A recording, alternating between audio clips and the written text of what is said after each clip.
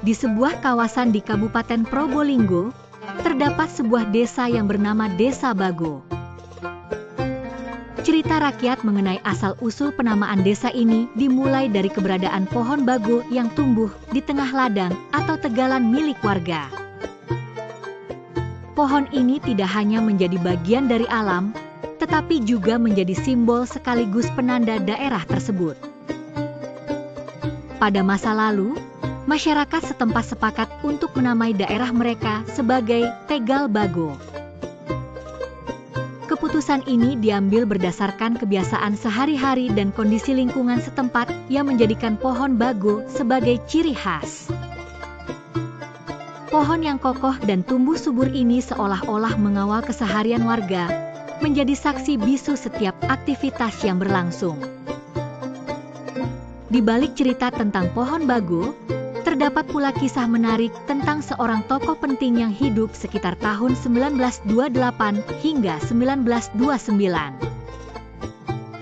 Ia adalah Cokroyudo, penguasa desa Bago yang dikenal memiliki kesaktian. Cokroyudo tidak hanya dihormati karena kemampuannya, tetapi juga karena perannya dalam memperkuat identitas desa.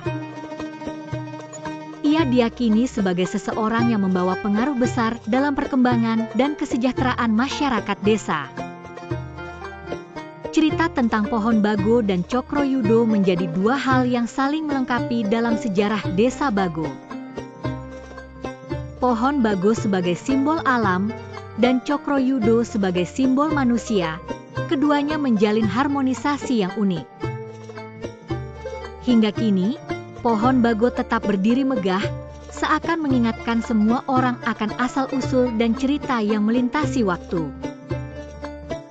Cerita rakyat penamaan desa Bago ini bukan sekadar legenda atau kisah turun-temurun, melainkan cerminan dari bagaimana masyarakat setempat memaknai asal-usul tempat tinggal mereka. Ini adalah pengingat tentang keterikatan erat antara alam, manusia, dan sejarah yang membentuk keunikan desa tersebut.